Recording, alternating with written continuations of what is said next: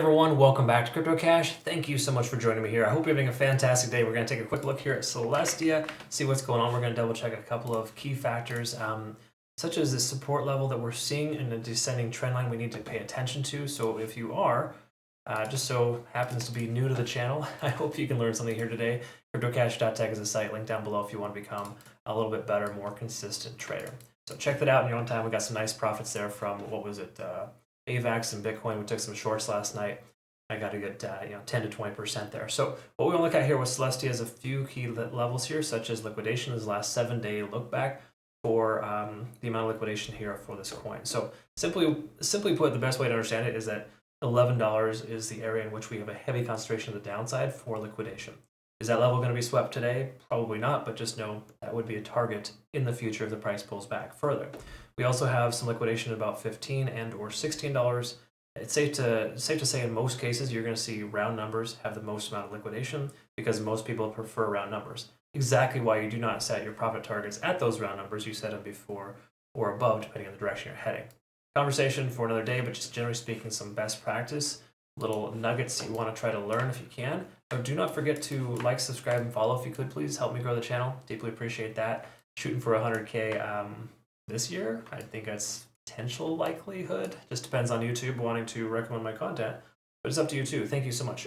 So daily time frame. Let's talk about this. We want to look at the moving averages and verify we're underneath all three. So this is not a bullish scenario by any stretch. But there are some bullish signs we want to look at too, and those are going to come on smaller time frames. However, we look at the MACD here, we're starting to converge on the MACD. That's a pretty positive sign. Really just implies this last week here, we can see this ascending type of trend kind of running upwards. Okay, so we're kind of in this little ascending trend type of situation. We're establishing higher lows. Okay, so that's an easy way to understand it. We take a look at the stochastic RSI, we can confirm we're swinging upwards. Money flow index is plateauing, so to speak, or more so leveling itself out with the RSI at about 43, 44. Anything under 50 is generally construed as bearish, but again, it doesn't mean the price is just going to drop because we're at that level. It eventually has to shift gears and break above. So hoping for a break above that, but at this point here, we can say that generally we have conflicting information on the macro. Now, do I take trades with conflicting information? I do sometimes, yes. You might have expected me to say no because truth is you don't want to, but the daily time frame should be taken with a grain of salt. It cannot be taken as the only thing that you trade off of, okay? Because again, it's just a contributing factor, but doesn't mean that the price action is not going to sustain itself. The thing we need to recognize here is we have a tons of volume currently. Right at the current price point, it's $13.70, and secondary to that at about $12.20. This amount of volume, coincidentally, is close to that lower level liquidation we looked at previous, okay? $11/$12. It's right there in that range. So good news is that liquidation is secured or safer, if you will, because of that volume profile holding the price action in place. So me personally, when I see something like this, I enjoy taking trades to the upside when there's a lot of volume just below the price action. And concurrently, if that volume in liquidation is lower than that heavy volume profile, that leads me to believe we have a lot more support in that range, and that $11 should not be a cause for concern. Taking a look here, of course, at the 4-hour time frame, let's double check a few things. We are below some moving averages here, of course, again, not generally super awesome. We can see, underneath the 200 and the 100, but testing that 50 and the 20. Generally speaking, again, these are more neutral / bearish signs because we're below those levels. But there's a few other factors, again, with that macro volume that makes me feel fairly safe taking a long position, or it would make me feel safe if I were to take a long position. Better way to word it. Anyways, that being said, we can see money flow index tapering off, stochastic swinging up, and RSI generally right there at 50. That's fairly neutral, but we do have a MACD trying to converge here again, just kind of plateauing it, squeezing itself out. If I used Bollinger Bands, it would pretty much tell us we're ready for a breakout. Okay? Now, when you see something like that occur, when the price action squeezes itself together, MACD kind of giving you a bunch of false positives, you generally want to rely on trend lines and or volume. In other words, right here we can see the amount of volume we're seeing at 1370 is a support. Okay? We also have a support level here in the 4-hour time frame, roughly at about 1320, with a lot of candle wicks down and a lot of candlestick closures. Those things combined lead me to believe we have more support below the price action than above the price. In other words, we don't have a lot of resistance based on volume, so the price could continue to run once it breaks through this descending trend. Having said that, we haven't broken the descending trend yet, but we're trying. We can see lower highs consistently being printed, right?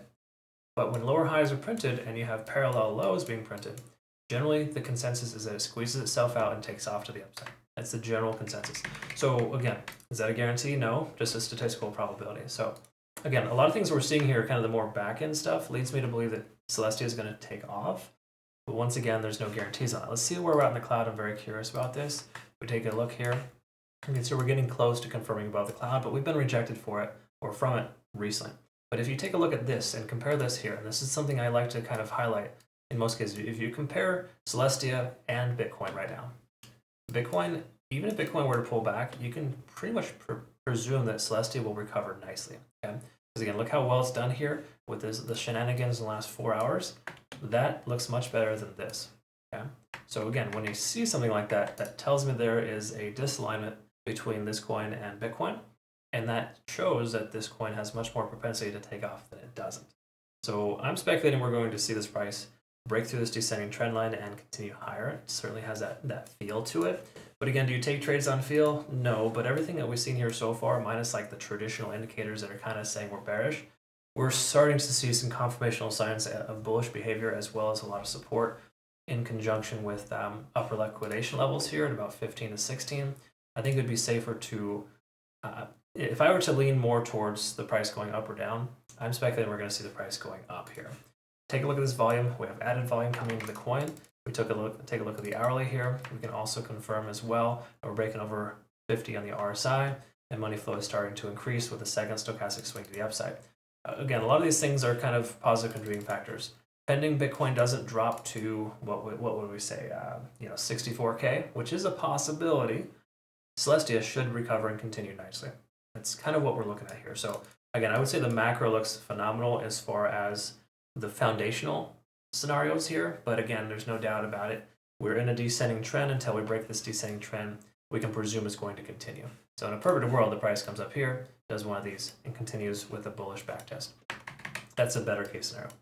But again, there's no guarantees here, folks. Other way, no matter how you look at it, though, this tremendous amount of volume here at this lower price point, 1360. I think if we zoom out a little bit here, let me just give you better perspective. Try to exclude the bottom part there. We can see again, 1220 and 1370 is the heaviest amount of volume based on the more recent time frame. So I like what I see here. I'm leaning more towards the price going up than down, to make it simple, in case you didn't pick up on that already. So thanks again so much for watching. Make sure again you trade Celestia on Bitunix, phenomenal exchange, link down below. CryptoCash.tech if you're curious about our partners as well. But use my link to register, $5,500 in benefit rewards, and no KYC or VPN. That's the main reason why we use them. They're a phenomenal exchange. Thank you again so much, everyone. Hope you have a great rest of the day. We'll see you in the next one.